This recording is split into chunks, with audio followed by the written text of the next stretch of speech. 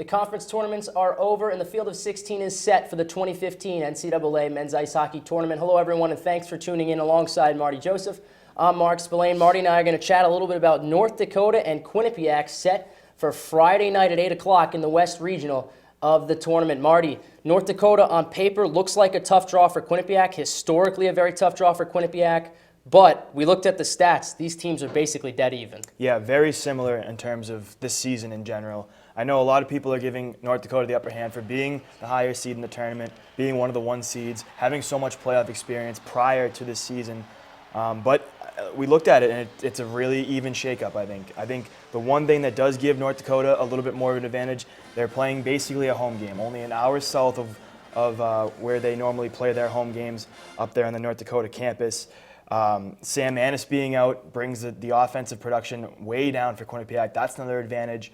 And I just in terms of the experience and the size, I think North Dakota does have the advantage. But if these two teams play the way they're both capable of playing, we're looking for a really even matchup on Friday night. The power plays are almost identical. Quinnipiac has an advantage on the penalty kill. North Dakota scores a little bit more, averaging about 3.25 goals per game, while Quinnipiac just under 3 goals per game. The defense just about the same, so there are definitely a lot of even matchups here. You mentioned the fact that North Dakota has more size. They also have 9 players with at least 20 points. They may have more scoring depth than Quinnipiac, especially without Sam Annis, and that could create problems for the Bobcats. I think the scoring depth is one thing, but I think the biggest thing for both teams is getting off to the better start. The last weekend, both teams were unable to win their conference tournaments after being the one seed in the regular season, and they were both attributed to bad starts and failure to get around the net in scoring areas. So I think whatever team can come out on top, we looked at it on paper as well. When they score first, when they lead after first periods, they're virtually unbeatable. Quinnipiac only has about 2, I think they have 2 losses. North Dakota's undefeated. So I think whatever team gets that better first period, gets the ball rolling in this tournament, is going to make themselves up for success. I think especially building off the home crowd. If North Dakota can come out, get a couple goals early, it could be a really long night, because we've seen in times, Quinnipiac sometimes able to recover, but if it's too far out of reach like it was against Harvard, there's no way they're going to come back against an experienced team in North Dakota. QU definitely cannot have the start they had against Harvard and look to advance to the final of the regional, in which they'll play it'll be the winner of Michigan Tech and St. Cloud State. So we've seen one of those teams before, but we haven't seen Michigan Tech. Staying with North Dakota a little bit, Drake Kajula is their leading scorer. Mark McMillan's got 16 goals as well, tied with Kajula for the most goals scored on the team, and Michael Parks has 12 goals as well. We said that Quinnipiac has the statistical advantage on special teams, but we talked about it before we came on the air. 9 shorthanded goals, second in the nation for North Dakota. Bobcats got to be careful when they're on the power play. And especially, I know we were up at the game against Harvard, Connor Clifton, Devon Taves, some of the defensemen that really had trouble controlling that puck at the blue line, especially on the power play.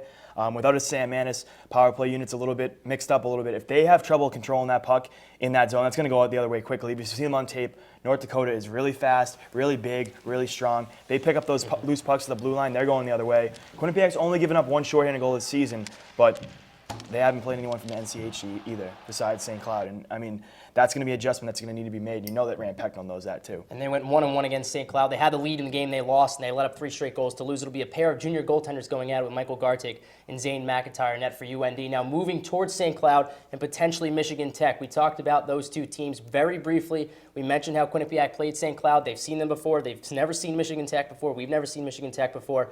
On paper, Michigan Tech, one of the best teams in this tournament. Nation's second best defense behind the ECAC's own Yale Bulldogs, and they can put the puck in the back of the net too, but their level of competition, not always the best. And this is why I think this is the interesting matchup in this regional specifically, because St. Cloud, a team that's just above 500, but they have a much tougher schedule in the regular season. That's the reason they got into this tournament. Michigan Tech, you mentioned, great numbers to show for it, both offensively, defensively, special teams, goaltending, everything. Everything's off the charts with that team, but they have a little bit lower level of competition. But I know we've always made that analysis in teams coming out of the ECAC. You can only beat who you play in the regular season. So this one is going to be the matchup of whether St. Cloud State doesn't deserve to be in with their record, or if Michigan Tech's actually as good as they seem. I do give Michigan Tech the favor in this matchup just because of the numbers on paper. But it's going to be a very interesting matchup. St. Cloud State, as you mentioned, coming from the NCHC, really physical, really big. They do have the one disadvantage, I think, in the regional is that they have the youngest goaltender, which could run some issues. He's been up and down, but when he's played good, like he played in this in the NCHC tournament, he's been good. They've been playing virtually playoff hockey for the last month now, trying to get into this tournament, and I think that could be an interesting thing to look at as well. Sometimes that playing playoff hockey generates some momentum for a squad. Maybe could be the case with St. Cloud. You were talking about Charlie Lindgren. He's a sophomore goaltender. The other three being juniors. Jamie Phillips, the Michigan Tech netminder. Unbelievable numbers, .935 save percentage at goals against average, under 1.8. He's right near the tops of the nation. He's got 6 shutouts just behind Yale's Alex Lyon for most in the country. So he's a guy that's really been able to shut down offenses throughout the year. Michigan Tech, those Huskies, they look like they can be scary. It'll be a battle of the Huskies between St. Cloud and Michigan Tech. We'll switch over to predictions now before we sign off. We'll start with those pair of Huskies. It's a tough call. Who do you got? I like Michigan Tech just because of what they're bringing to the table. I think St. Cloud State's been up and down. They did have a great NCHC tournament, which they're advanced all the way to the final before losing. But I just think in terms of what the Huskies are bringing to the table, the Michigan Tech Huskies are bringing to the table in terms of scoring depth, scoring prowess, special teams, I think it's just going to be a little bit too much to overcome. Maybe if that's a 2-3 game series, you give the edge to St. Cloud State, but since it's one game, I'm going to give it to Michigan Tech. They, on paper, you mentioned Jamie Phillips, one of the best goaltenders in the nation all season long. Maybe with the exception of Alex Lyon, on paper is the best goaltender in the entire tournament. I think we're looking at 1-goal games for both games in this regional. I'm going to take Michigan Tech as well. I think the numbers just say too much about that team. They kill penalties well. They score enough to help out Jamie Phillips. He's lights out in net. We talked about their lack of tough competition. But you know what? If you do what they did over a full season, it says a lot about the team. And it reminds me a lot of Quinnipiac 2 years ago. Everyone said, well, they played in the ECAC. They didn't beat a lot of teams. But they did it night in and night out. Now, moving to Quinnipiac in North Dakota. A lot of people giving North Dakota the edge. I'll start with this one, but I do think the Bobcats are going to squeak this one out. I think it'll be a 1-goal game. I know they have Sam Annis out, so they're going to have trouble scoring. But North Dakota's on a little bit of a skid. They're not as good as people think in comparison to Quinnipiac. They're very, very comparable. And people think historically, well, North Dakota, much better than Quinnipiac. That's not the case anymore. The Bobcats can beat anybody on any given night as long as they show up. Matt Pekka said in the press conference on Monday for Quinnipiac that he doesn't feel that they are an underdog. And you know what? I don't think they are either. I think it's a dead even thing here. I think they're embracing the underdog role.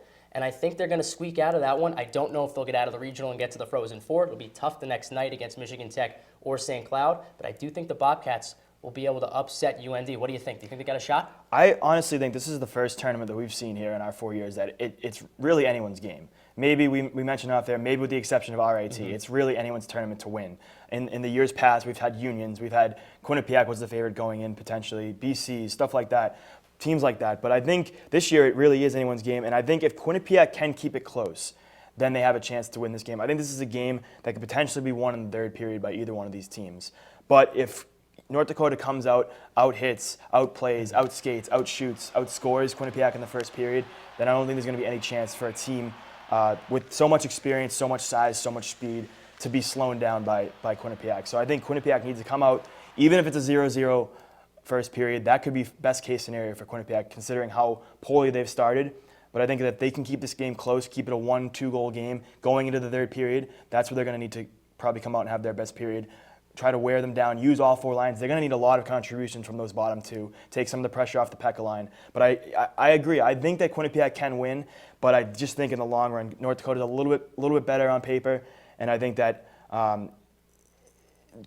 yeah, they did lose those 2 games in the semifinals in the consolation game, but I just think the travel, the size, the speed, and the skill of North Dakota is just going to be a little bit too much for Quinnipiac to handle. So we got 1 vote for North Dakota, 1 vote for Quinnipiac. Could go either way. You really could see either team win. As you mentioned, I wouldn't be shocked if any 4 of these teams came out of this regional. All right, well, that's all the time we have for today. Remember, it's Michigan Tech versus St. Cloud and Quinnipiac versus North Dakota. That all happens on Friday, and then the winner of those 2 games will play on Saturday. For Marty Joseph, I'm Mark Spillane. Be sure to follow us on Q30 Sports.